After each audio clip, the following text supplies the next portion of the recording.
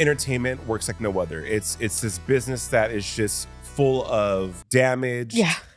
Type A prom queens and prom kings from their small whole cities that come to Miami, New York, Chicago, LA to make it. I will always hold a certain level of respect and appreciation for anybody who has ever booked me, period. If I say, Brittany, eat, guess what? I'm gonna eat with you. You should be just as afraid that I might say some shit about your damn venue too and tell them that you don't pay comics or that you're toxic. Now I'm just punching in the face when they play in my face. And like to my listeners, I'm moving back to New York. I'm not fully like leaving. I don't even know if you know, but I'm You're out. I'm out.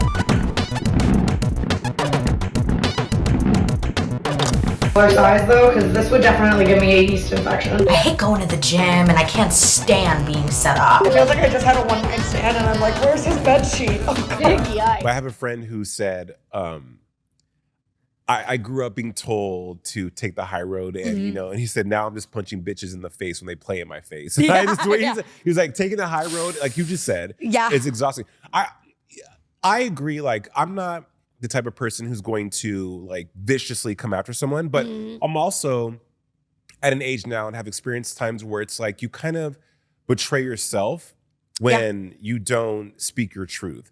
And anyone who's worked in the business knows that there are shitty people. Like if you came to me and said, our business produces shitty people. Right. Yeah.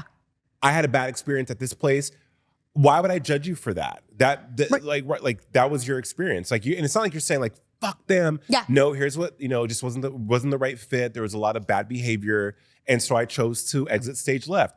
Why would I frown upon that? I hate when you do, for some reason, I think it's so manipulative and gaslighty when people ask, when you have to like play this game of, oh, we don't want to say anything about your former employer. Well, you're not going to say that, you're being like sexually harassed or anything like that. But if you do say, you know what, it just wasn't a good fit. My superiors were not, what I was needing to grow. There's ways to say things and it doesn't have to be held against you because guaranteed those people have also had the same experiences. Yeah. But you can't be vocal about that. I don't get that. I agree. I totally agree. And actually to double back on that situation I just shared, to your point, I forgot that I did this. I did actually share my experience with them. I didn't, and I agree with you. There's a fine line between like, there is talking shit, and we all know when it's talking shit, because usually shit talking is like not productive. Right. Truly petty. Mean, low-hanging fruit. You're picking at things that someone either can't control or that don't matter. You know what I mean? Like shit talking is, I think, talking about someone's weight or someone's, I don't think that person's funny or whatever. Or usually shit talking is also accompanied with your words and your behavior don't match up. So shit talking is usually the same people that will say you're not funny, you're overrated, you're crazy, you're a diva, whatever it is, will also, still try to book you and use you for your talents and your clout and put on a facade to your face that everything is cool. That is shit talking. I agree with you. I think there's nothing wrong with if you had a bad experience, you share a bad experience. So like in the story I just shared, it was like, did you do, I don't care, it's my podcast, I'll say it. But it's like, did you do the comedy nights with Villain Theater at Good Time Hotel? And I said, I did. I had done them a couple times. And she continued, and I said, before you continue, I just want to be totally upfront. I had a really bad experience with them, and I don't work with them anymore. Like, actively don't work with them. And I in good faith can't say good things about them right now. And that's okay. Like, why do you have to, so your experience, null and void. Yeah. You can be treated like shit. You can be disrespected. You can be all the things that you don't deserve, right? You can't control how people act. All you can do is set your boundaries and show up as your best Brittany. But you have to give people grace that try to fuck you over because you want to be the bigger person. Well, where's their accountability? Yeah, spiritually and karmically, yes. Those things are real. What goes around comes around, but they're not internalizing the trauma that they put you through. No. But yet you have to, because you don't want to appear whatever, you want to, I don't know, look safe-faced or look, I'm not saying you, but just like generally. Yeah.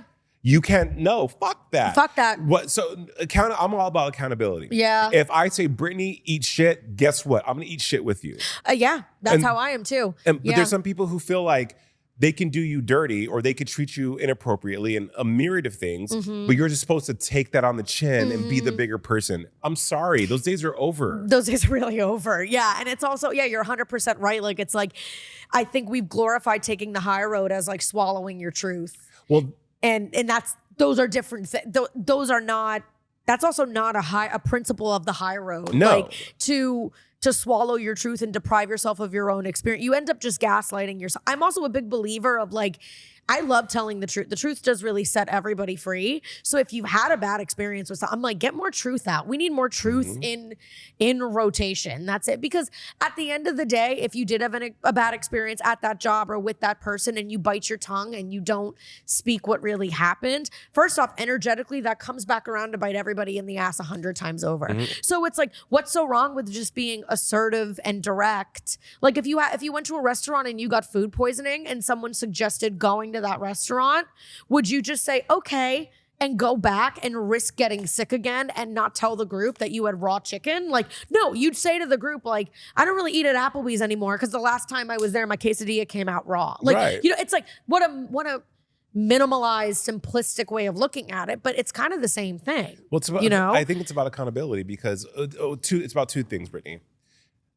For the person who takes the high road there's so many different scenarios where taking the high road means different things, but like there's also an element of people pleasing when it comes to not holding people accountable. So I said two things. One is that, and the second thing is the accountability. Because if I fuck up, let's say like you came to me like, Jay, this happened, I feel a way about this, I will, and there's no denying it. It's like you're making something up. I can take accountability for that and be like, Brittany, I'm sorry. I wasn't aware. Thank you for bringing this to my attention. How can we move forward to make this better? What a productive, mature, healthy way to handle it. But then I also think you have the right, not to cut you off, but you also have the right to not be interested in mending a relationship with people. That's also okay too. You just communicate it. You say, I don't want to discuss this further. I'm okay with where we stand. Right. As long as you communicate. Sorry. Not to cut you off. The whole burning bridges thing too drives me up the wall because it's like they say, well, you never know.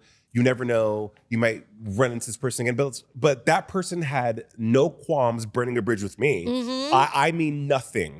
But I'm supposed to hold them in high regard because possibly, maybe down the line, I may need them. I torch that bridge.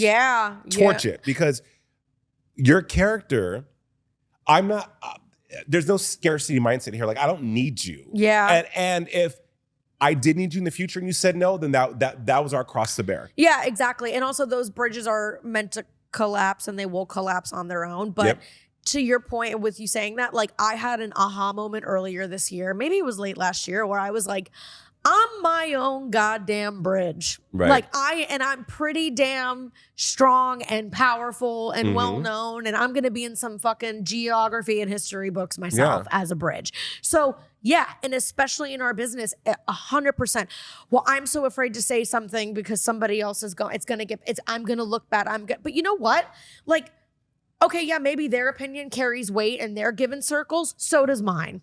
Right? Yeah, exactly. So does mine. So just like, why am I the only one that is fearful in this relationship of the bridges falling down and everything going to shit? You should be just as afraid that I might say some shit about your damn venue too and tell them that you don't pay comics or that you're toxic or that whatever. And everybody here who's listening, you are your own damn bridge. I think that's what like the message is. Like, don't be so fearful.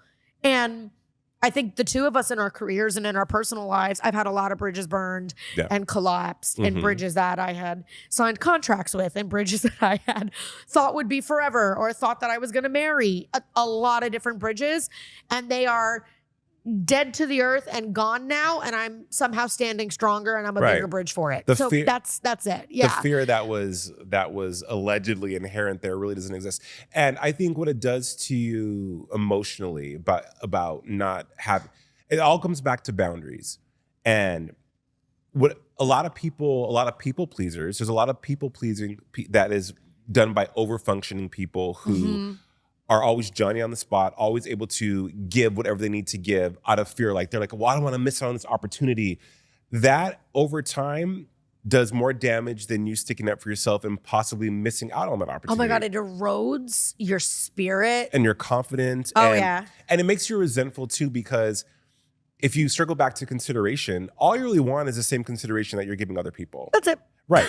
But you don't get that. And so you are like, well, I have done the work and I have given this person the grace and the consideration that I would like, and they haven't returned that favor. And you, as a people pleaser, you're always keeping score because like you do things and it's people pleasing is a form of manipulation. It is. Oh, it totally is. Yeah. But it's like they give to receive. Right. But not from a malicious place, right? Most people pleasers actually like being kind and nice. Well, there's a difference between being kind and nice, but like being a pleasant person. And you're not always going to meet the same people that have the same intention or the same heart as you. Yeah. And so when you finally learn that, oh, you're people pleasing to get something is actually to your detriment because not everyone's going to give you what you need, that you can give that to yourself, i.e. standing up for yourself, boundaries, saying how you feel, then you become so resentful because you're not receiving that feedback that in your mind thinks, well, I was a nice person. They have to be nice to me back. Like logically that makes sense. Energetically that makes sense. But realistically, people don't move that way. They don't. And you got to find your people who what you consider kind and considerate and good, they also identify with that as well too. So it's like in a romance, for instance, if we were to do like a romantic example, you have to find people who love you the way you need to be loved and want to be loved. I know a lot of really great couples who had incredible chemistry and good runs in their relationship that ended up ultimately breaking up because they reached a really healthy fork in the road where it was like, I love you too, I'm in love with you, I'm in love with you too. Okay, but I need to be loved in the way that is XYZ, you don't work as much, you prioritize this more, you would have. Okay, well, for me, that doesn't matter. That's not love to me. Love to me is sex 3 times a day, this gifts. It's literally love languages. Like people talk shit about the love languages, but it's truly what makes a union work in the long term are 2 people that love each other in the way that they each need to be loved. For sure. So you think you're being, and you are being kind and considerate and that you're prioritizing a relationship and you're making all the right moves. But if for that person, they don't value that, or they weren't shown that in their life, or that's not what friendship is to them or what loyalty is to them, it's going to fall on deaf ears. Right. No matter how much you break your back, you're going to be like I've encountered this with comedy. Like to me, I will always hold a certain level of respect and appreciation for anybody who has ever booked me, period. I don't care if it's on a bar show, your TV show, your podcast. Even if we fall apart, the bridge burns, it goes down in dramatic ass flames, I will forever say and at least give that person credit. Like, hey, they have booked me before. And thank you. I'm grateful for that.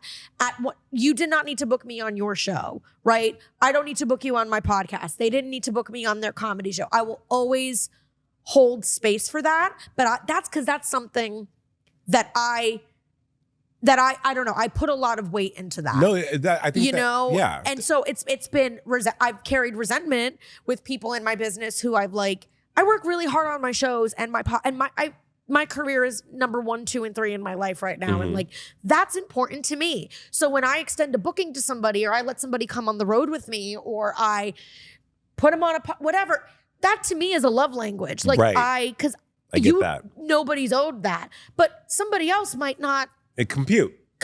Right. And it's just about finding the people that end up being closest around you compute. Yeah. It makes sense. What you offer, they're like, thank you so much. You know, that's so big that you give that to me, Jason, that you're willing to take 30 minutes on a phone call for me, or that you did book me on your show. That's really where it's like a love language. It truly is. Because you're being seen you're being seen. Well, that's so part. Brittany, you're so awesome. I couldn't agree with you more. We were talking about community before, and you said that, finding people, it's really essentially choosing people who choose you. Yeah. And it's so hard to find that, I think, because so many reasons. One, entertainment works like no other. It's this business that is just full of damaged, type A prom queens and prom kings from their small shithole cities that come to Miami, New York, Chicago, LA to make it. And there's no HR department. No, right. And which is wild. They bring this baggage that's very nuanced in many ways, like that's damaged. And it's all beautiful. Like that's just who they are. Yeah. But community is so important because I think just as humans, we want to belong. I always liken it to the theme song from Cheers. You want to go where everybody knows your name? Yeah. And why Cheers was such a great example of community because people from all walks of life came there to be seen for who they were. From Sam to Diane. Like, it was just, and people accepted people and their quirks. And I think when you go through life constantly being told what you're not, constantly being told what you lack, what you need to get and ascertain, over time, you get tired of hearing that. You want to go to a place where they're like, Brittany, everybody knows your name. You're funny as fuck. Yeah. You're this short pocket rocket powerhouse comic with this big personality that is so energetically engaging, it's ridiculous. I want that. Please give me that, right? Thank you. You mentioned like bookings and people taking a chance on you is because you are putting your most intimate, visceral part, one of the most intimate, visceral parts of who Brittany Brave is, and that is your talent and the ability and the want to make people laugh and feel something and connect. You're saying, hey, find value in this. Yeah. You know what I mean? And it's not connectivity. Right. And as artists, because you are an artist, I'm an artist, that's validating. Yeah. In a space where you have cultivated that talent, built it, honed it, and people have not seen it or have not seen the value in that.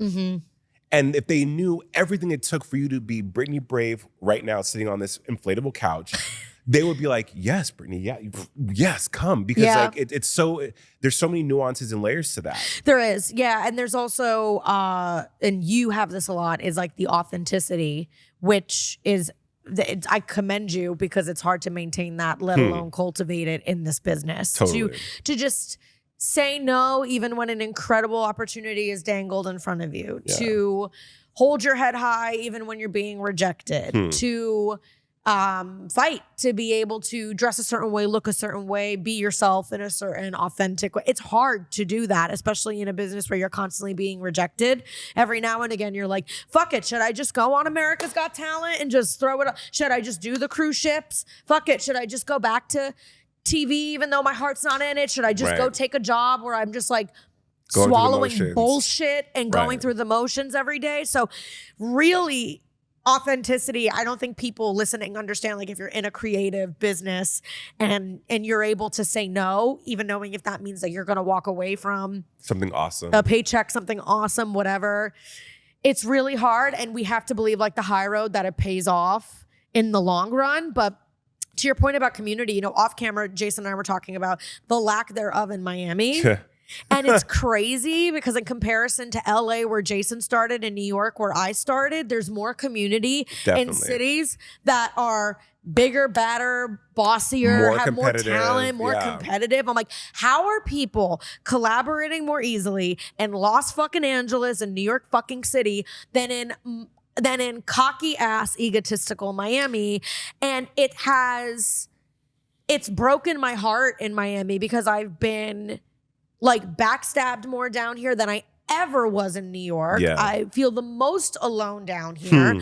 I feel the most in my own lane down. Saddest. Totally. And it's like, people are like, well, you started in New York. That was so tough. I was like, I would fucking take New York any day. Right. And also, when you said difference between kind and nice, Miami, you might be nice, but New York is kind. Right. Fuck, you're nice. Right. I know this is going around now as a meme and a throw pillow sold in Target now or whatever on Instagram, but like, fuck nice. Nice is nothing. Right. Nice is surface level. Nice is holding the door for somebody. Nice is saying please and thank you. That's it. The same person saying please and thank you will be lying to steal your job behind your back. 100%. Kind is actions. Right. So Miami, oh my God, you're so amazing. I love you. Your show, you're this, you're that, you're whatever. Miami is the first one to fuck you over behind your back. I agree. Kind is, Brittany, I can't fucking stand you, but you're talented as fuck. I have a booking next week. Show up. That's kind. Right. Because they see your worth. Yeah. And you know what? More times than not, I have seen that, okay, back to what you said about why, let's circle back to LA, New York, Chicago, these major top 5 metropolitan areas that have more community. Here's why. Austin, New York, LA, Chicago. I guess Miami's up there now, or Atlanta maybe. Atlanta, but yeah. But because people have figured it out. Because you have a lot of the pull is so big that there is a competitive nature. Absolutely. People want the gig. Yeah. But they also realize that it's tough. Why? I need people along to help. We can't do this alone. No. I cannot do this alone. No. And we're also not meant to. Right. And if you think about Ben Affleck, Matt Damon, like this is relationships of people who, Gabrielle Union, I know the listeners, like he's all over the place, but Gabrielle Union had a book that came out a couple years ago. And one of the chapters was about how she found success helping other people, finding her people that were that she connected with, not the industry. She even says it. She's like, I wasn't trying to hang out with these industry gatekeepers that could possibly do something for me. Let me go find my people and we'll just figure it out together. And she did. I think the reason why Miami doesn't have that is because, one, where Miami is. Yeah. Two, people don't come from LA to Miami to be big in Miami. People from Miami leave here to go to like the meccas. Or they don't leave and they stay damn here in Miami because it feels comfy and good and they're the shit here. And they're a big fish in a small pond. And I, like we're talking about off camera or before we started recording, I would rather, and I've done this. I have lived in LA twice. Failed miserably the first time. Got my shit together, went back the second time, and was there 20 years later. What was the timeline for this? Like, when was the first time you did it and what happened? First time I at 21. Okay. From Albuquerque, New Mexico. So like me, like right after college. Right, and no money, like $1,000, was sleeping on a couch for 2 months. Same. But I knew I needed to do it. It was hard. That was me too. It was tough. I failed. But 20 years later, looking back, it was the most magical time of my life because I was young, on my own, trying to make it. I had community of people who were just these angels that were just there for me in so many different ways, that from financial to emotional support to resources. People were rooting for you and you felt it. Right. And even people I didn't know that were just like, they saw me. Yeah. Like much like I see you, they saw me and were like, I like what you're about. I fuck with you. Yeah. And so, and these people are still my friend. But things happen, a bad relationship happened, I moved back home. And that was also always a a lesson. bad relationship, isn't it? Yeah, I mean, it was tragic. But it was the longest 2 years of my life because moving back home to Albuquerque, I was back in this big fish, small pond. People were haters. I went back with nothing. I went back as the failure. And people let me know that. They let me know, oh, you couldn't make it in LA, I see. And I'm like, you know what? Oh my God. Openly. But it was okay. You're like, bitch, have you ever even gotten out of the parking lot? Right. But it was a motivation. I had a comic friend in Miami go, by the way, the pandemic kicked me out of New York. And he goes, yeah, well, you did New York for a little bit and you couldn't make it. And I went, I couldn't make it. Audacity. I was like, a global pandemic kicked me. But okay. So yes. Yeah. I was like, say what now? Yeah. That type of rhetoric comes from them just being jealous because they didn't have the balls to go out and do it. 100%. But I got my shit together, went back, and I knew what I had to do differently the second time. And it worked out. And what did you have to do differently? Like, what were your notes to yourself? My notes were money, make sure I had enough money saved. I had a job lined up. And I let go. I said, you know what?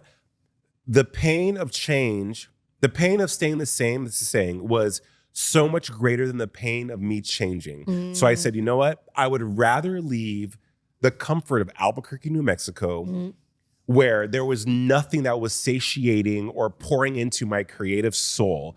I was 24 and I felt like I was growing on 30. Back then, 24 to 30 is like, whoa. And I knew I needed to escape. This was not going to be my life.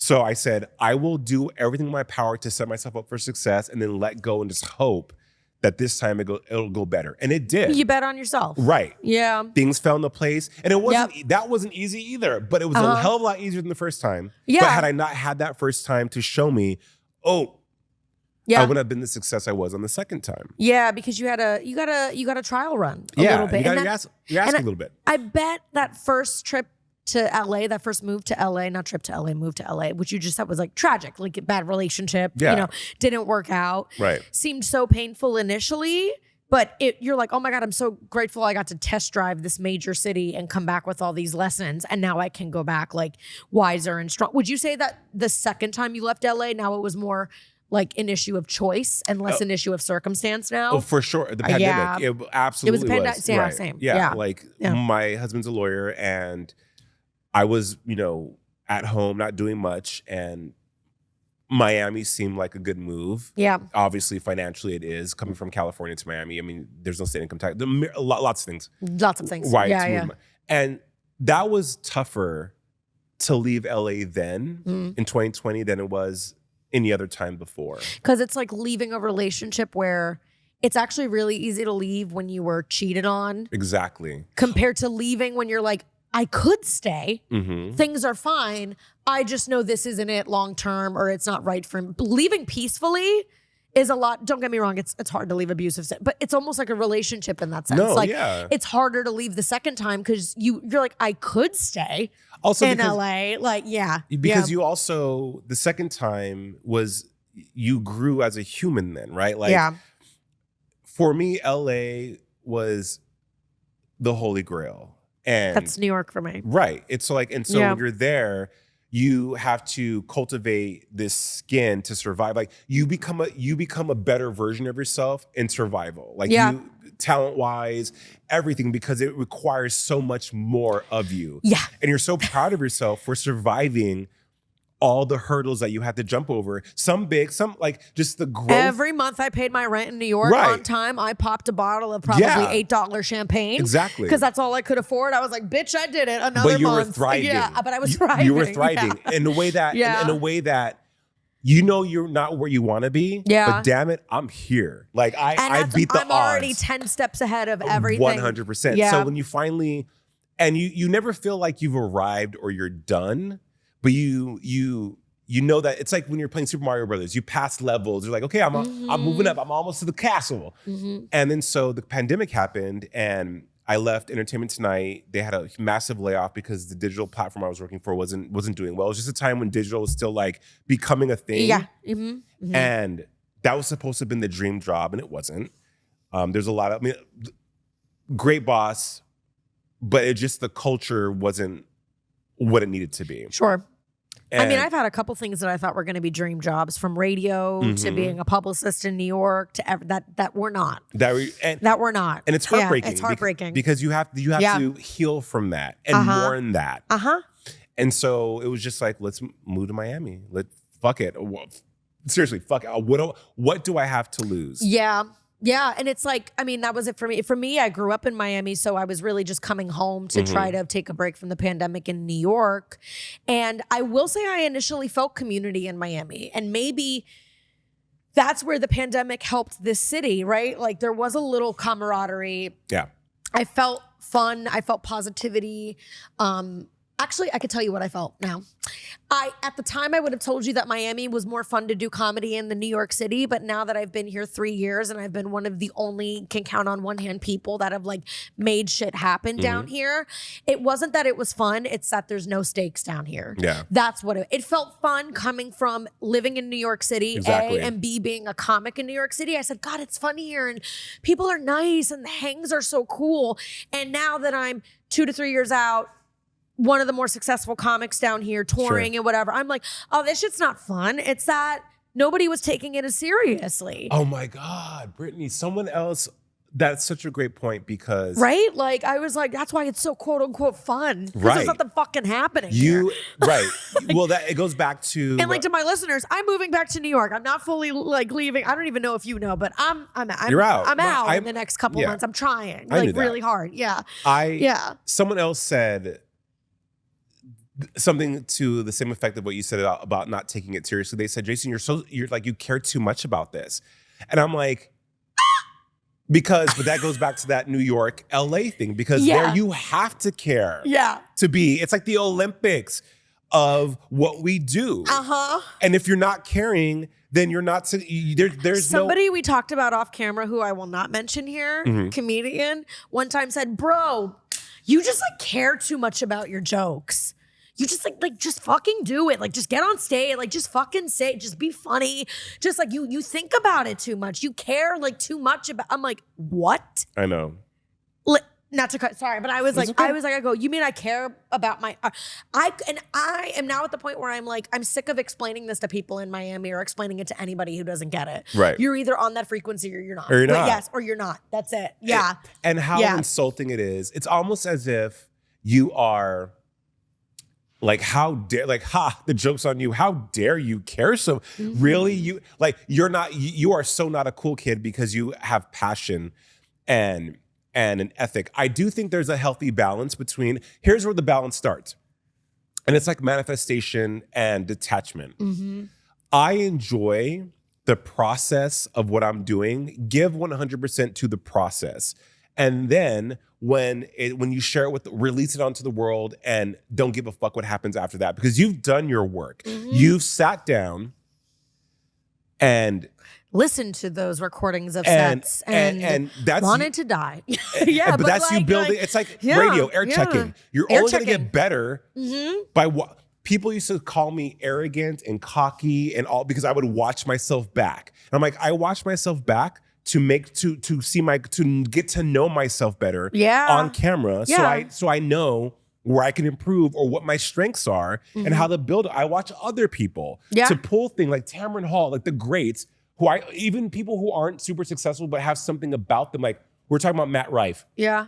I think he does an incredible job of connecting with people. He does. I've seen him navigate some tricky crowd work moments with like a woman who I think had a high functioning autistic son, other things. And he really, I will always give him props for that. Like he really handles it like with humanity and delicacy and grace. And like, I was like, that's impressive. And still knows how to be funny. Yeah, right? And still knows how to be funny. That's like God-given talent. You should always be growing. If you're not having a meltdown about your life in some way, shape, or form, be it career, relationships, physical, whatever, that's not causing you to reassess and be like, I'm fucking up here. How can I pivot and be better for yourself, not for anyone else, not for the gram, not for TikTok, not for Facebook, for your family, your man, for yourself. Yeah. Because as you said earlier with the love language, they may not give a shit about the work you're doing. Right. That's like that. And if you're seeking validation for the work you're doing from somebody else, an external,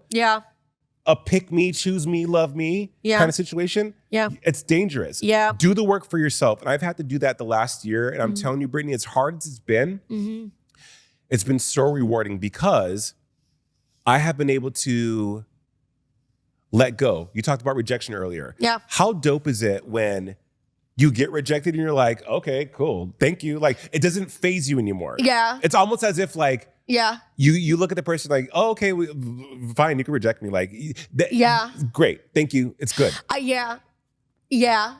I've had that this year. I've had some rejection this year. And I think it's, I've had rejection my whole life, but I've definitely had some rejection this year. And it's also in these, the reality is with the journey, with anything, with any craft, with any job, with any process, I always say this, the jump from shitty to okay is pretty easy. Okay to good is pretty manageable. Going from good to great, tougher. Great to undeniable, tougher. Right. Undeniable to famous, even harder, right? So like, I think that's why I'm feeling so much resistance. And like, this has been the year where I'm both simultaneously the most confident in who I am as a comedian. And I've also like straight up had rejection, but I truly have handled, like, I'm truly like, I'm okay without that opportunity. Like, I truly don't. Like, I'm like, I'm okay without that opportunity.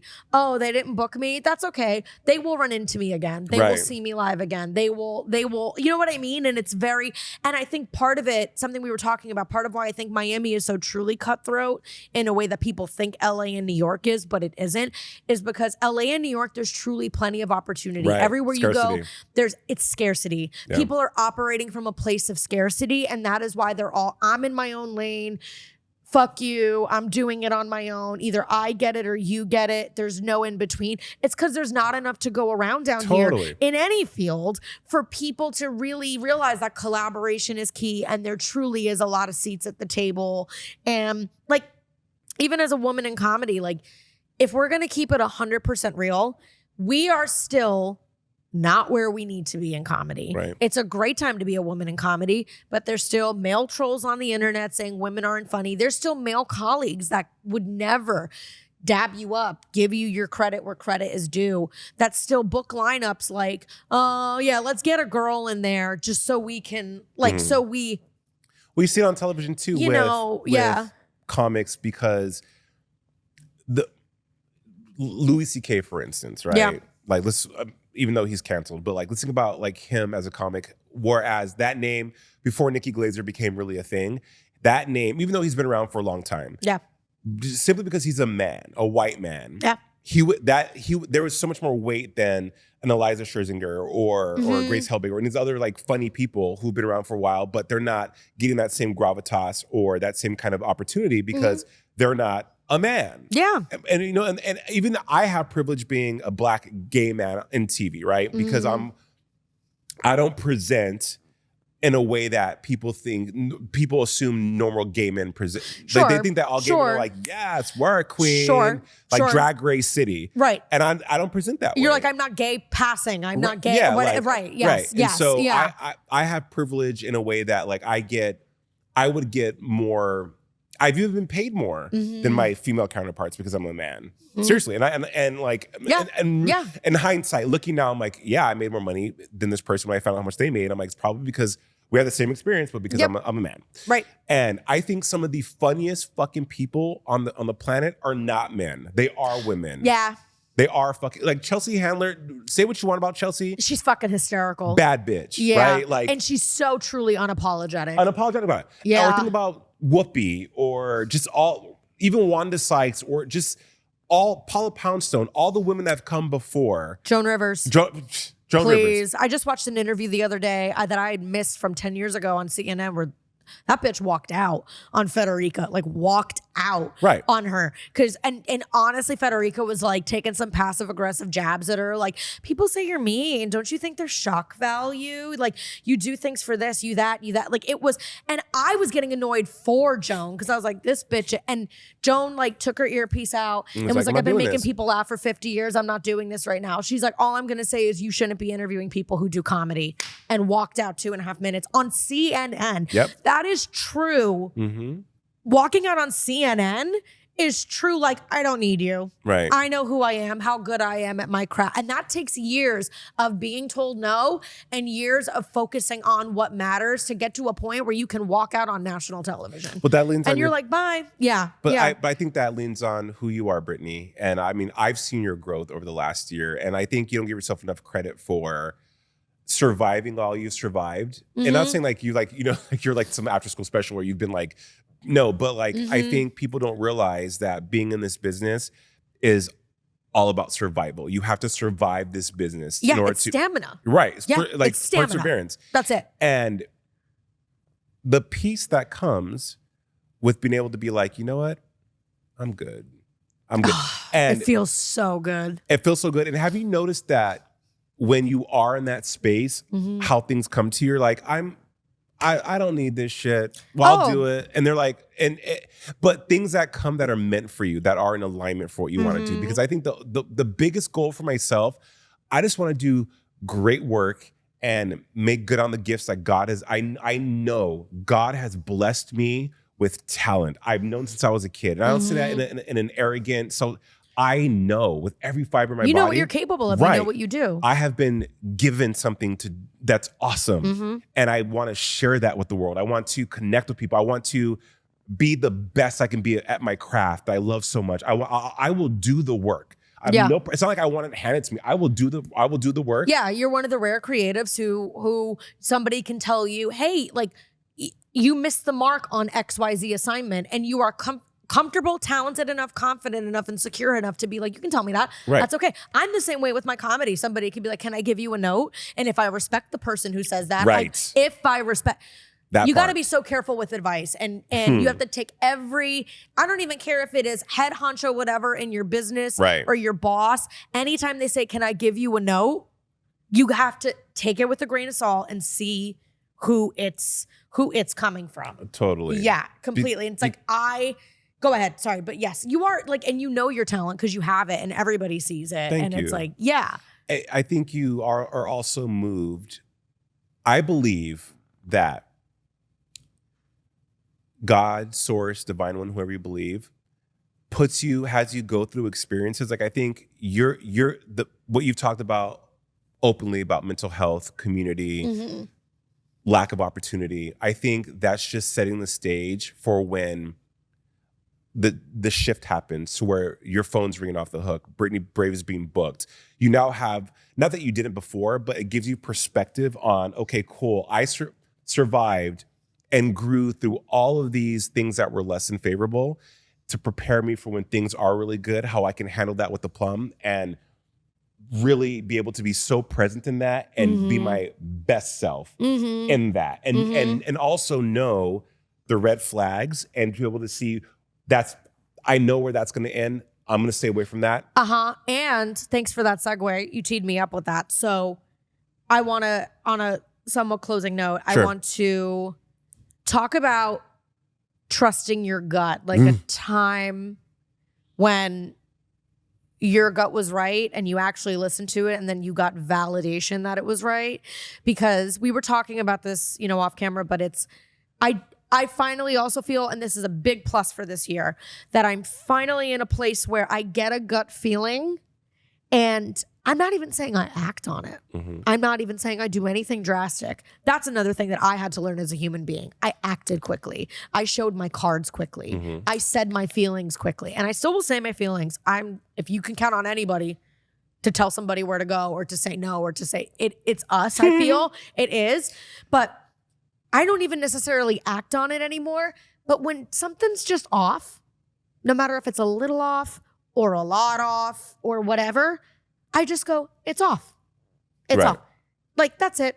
And I double back sometimes. We can gaslight ourselves and be like, oh, maybe I'm being crazy. Maybe I'm being too tough. Maybe I'm going to regret this, saying no, not yes, saying not signing with this person, this, that, whatever. This is the first year that I go, something's off about this. And I go, then that means it's off. Right. That's Brittany. That is such a great place to be. And maybe it's not off for you, Jason, but it's off. Right. It's off for me. That's all. It. That's all. Like whenever even people go, oh, but I love that person and that person was great and I loved that restaurant and I loved that job and I whatever. I go, again, like finding people who love the way you love. I go, great. That was your experience. My experience with that person was different. Antithetical to what they're saying. Yeah. Yeah. The gut. I'm still learning to trust my gut a lot more because of the people pleasing thing. Growing up, I always deferred to everyone else's opinion, and that's led me down some really shitty paths. But leaving my job, I trusted my gut, and it was, and sometimes it whispers, sometimes it screams, or it's both, depending on the day. You know what I think? I think the gut whispers. I think anxiety screams. Oh yeah. But they could be there. They can. Oh yeah. They're not mutually exclusive. Because I've also been around some people that I've also that the gut feeling was a literal punch in my gut. Like it can go both ways. But I do think the gut is truly quieter and more subtle. And I think when it screams, there's a little bit of anxiety and paranoia for me personally. It's noisier when it screams. It's noisier, right? There's such a resolute feeling when. Your gut's there for a reason. Animals are smart. They trust their gut. Animals are like, I'm not going there because I will be eaten alive. Yeah. Humans, we because of trauma and because of past experiences where we trusted our gut and it ended up badly for us in a relationship or whatever, we become afraid to trust ourselves again. We've lost that confidence. 100%. And so it's about building that. And the only way you can build that, it goes back to what we said earlier about torching the bridge, is saying, fuck it. I know I need to do this. Let me do it. I'll accept the consequences. Yeah. And owning that and being okay with that. Being okay with like, yeah, I made that choice. It probably wasn't the best one, but you know what? I needed to do that for my soul. Yeah. And I also feel, not to get all hippy dippy, but I also do think that it's like whenever people are like, I'm afraid to make the bad or wrong decision, whatever God you believe in or divine power, story writer, whatever you want to call it, I do believe, I'm like, I don't think there's such a thing as the wrong choice. That's the choice you were going to. I do believe a little bit of what's meant to be will happen. Totally. And that to me is my way of having control by releasing control. Like if something doesn't work out, like I actually think you have more control when you're just like, if it's meant to be, it's going to happen. And if it's not, it won't. That's actually the most in control, peaceful thing you can do. That's all you can control. That's all Brittany. you can control. And you're like, I think I fucked up and I made the wrong choice and I shouldn't have left my radio job. It's like, but you did. You were meant to. That's a part of the story. Natasha Bedingfield, that's being unwritten written right now. Like it is meant. It's meant to happen. And giving yourself grace, letting yourself off the hook though too, and allowing yourself to be like, I made that wrong choice. You know what? And okay. And I'm still standing. Right. Like we also beat ourselves up over regrets and coulda, shoulda, woulda. I'm fucking done with that too. Yeah. At 44 years old, to me, it's like I have lived my life. I'm sure there's a lot of our listeners that probably agree with this, that afraid of disappointing people, afraid of what people think. And I'm like, why am I giving them so much power over me? Mm-hmm. It's shifting and recognizing the inherent power you have. Mm-hmm. It's my life. They're my decisions. You're not killing people, hurting yourself, doing drugs. All you're doing is just trying to be the best person you can. And failure leads to success. Yeah. People who have failed miserably have also learned from that to become more successful. I would rather fail 100 times and eventually get to where I'm going, having the knowledge to be able to pick myself up and do better the second, third, fourth, and fifth time than to never trying it all. Yeah. And having a life of comfortability that doesn't deliver anything that is elevated or allows me to really step and live in my purpose. Yeah. You might not even fully know what you're capable of if you don't operate from that growth mindset. Never do. Also, by the time I reach whatever quote unquote success is or fame is or that taping is or whatever it is, like, wouldn't you rather reach that big moment having had 100 failures under your belt? Yep. 100 lessons under your belt? Failure doesn't hurt as much the more it happens. It's the same thing. If you keep falling off the bike, like, not to go back to the most elementary metaphor, but failure really stops hurting. And you really start looking at it as like a necessary part. Honestly, at this point, even with like, I get on stage every single night. At this point, the kills and the crushes and the sets that really go well feel almost numb, and I almost don't feel anything.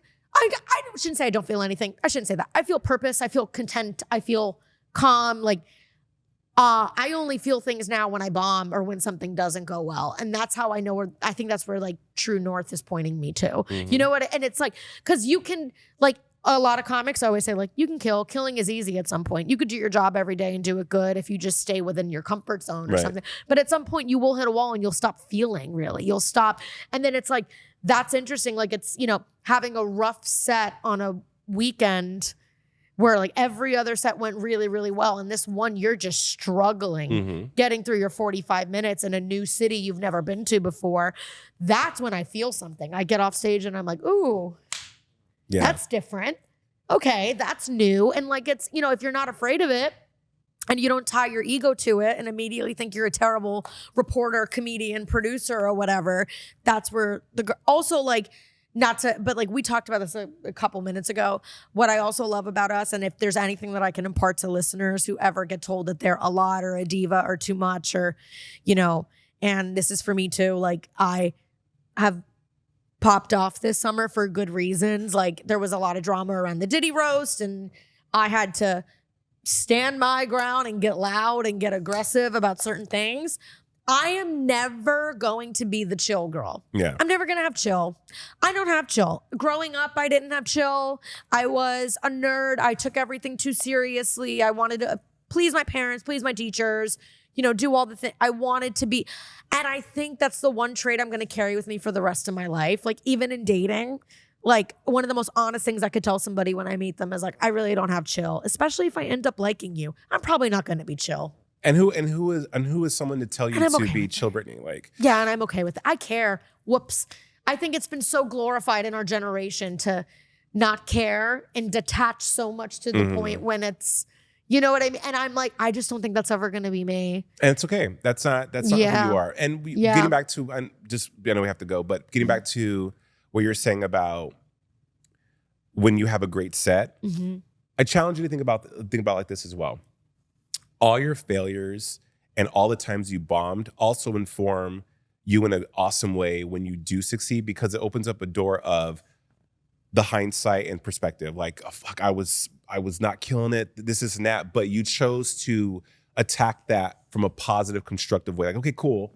So next time I'm going to try this, and it's successful. Yeah. That just only adds to the confidence and to that muscle you're building about trusting yourself. Yeah. And your gut about things, because I think gut also plays into your job, relationship, plays into everything, right? Everything. And knowing that if your craft is so important to you, and it's just so synonymous with who you are, knowing that you have allowed yourself to trust yourself in how great you are, even when you're not, even when you hate yourself. Yeah. You're still like, but you know what? From that shitty set, I also became even more incredible in this next set. Ego aside, and being like, I did the work in order to honor myself and to take that less than favorable situation and apply it to grow as a person. Yeah. And you didn't run from that. Yeah. You know what I mean? No, I totally know what you mean. You accepted all of you. It's like, everything in life is about it's a numbers game. It's about getting the reps in. Right. And getting the reps in with getting your heart broken, getting the reps in with bombing, getting the reps in with getting rejected. Yeah. You know what? After you've gotten the reps in enough, you're like, I got this. Right. I know how to pick myself up after getting dumped. I know how to pick myself up after a casting director says no, after bombing, after whatever it is. And it's all, and there's like no greater security than knowing you've got yourself in that moment. Regardless of what happens. Regardless you're of going to what be okay in the end. So are you. We're all going to be okay. Jason, I love you. Thank you. Love you too, Brittany. You're Where awesome. can people find you? What's happening? Where do you want them to connect with you? You can find me on OnlyFans. Just kidding, no, you can't. You can find me on OnlyFans. You can find me at Jason Carter Official on Instagram. Also, JJC Forever, the word forever on X, formerly known as Twitter. Oh, and nice. yeah, on social. I'm starting YouTube. to use Twitter again. Twitter's I love great Twitter. for news and porn. I mean, like, Yeah, hey, I know. I can't believe there's porn on there. Isn't it crazy? You're just like on your homepage and it's like political argument. Right. And then also funny meme, a penis, breasts, like someone getting railed. But you know what's interesting? Wild. On some of those porn pages, those people are the most woke about so much because people are constantly coming for them for their lifestyle. Yeah.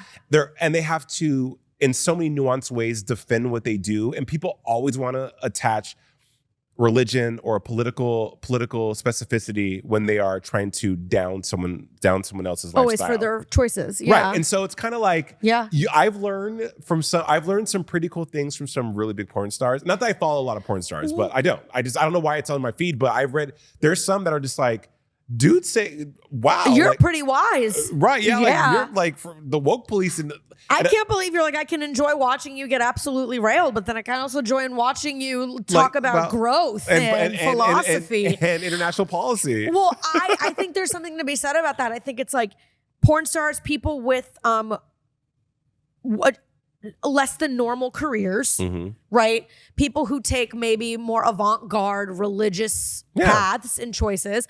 This is how I feel about the gay queer community. It's how I feel about minorities, women, anybody who's lived through shit. Yeah. Like those are the most important, those are the most interesting people to learn from because they've been fucking pushed. Right. You know, or it's like when people say like, why are women funnier than a lot of men? I'm like, well, they grew up being told they're fat and they're too skinny and they'll never amount and they don't get paid the same amount and they're this and they're that. And it's the same, like the LGBTQ community has literally had adversity. Right.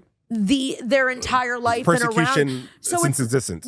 Those are the people you want to talk to because those are the people that have had to like accept themselves so much. They're like, I got a couple things that I can share with you. Struggle and trauma and adversity. Yeah. That builds character. And it builds the funniest and I think most talented, vulnerable, authentic souls. Like true, like those are the people. Like I even think that when I look at comedy, I'm like, that person's a good comic, but you know who's hilarious? And 9 times out of like 10, the people that are hilarious, I'm like, oh, they have a story. Yeah. They've lived through something. It's a black woman. It's a gay man. It's a drag queen. It's a drag person. Queen. It's a porn star on Twitter or something. Yeah. I'm like, yeah, they're gonna have a story to tell because they're living a life that most quote unquote whatever people they've been challenged. Yeah. So I love you. I love you too. You're awesome. Yay. Big yikes. That's a wrap.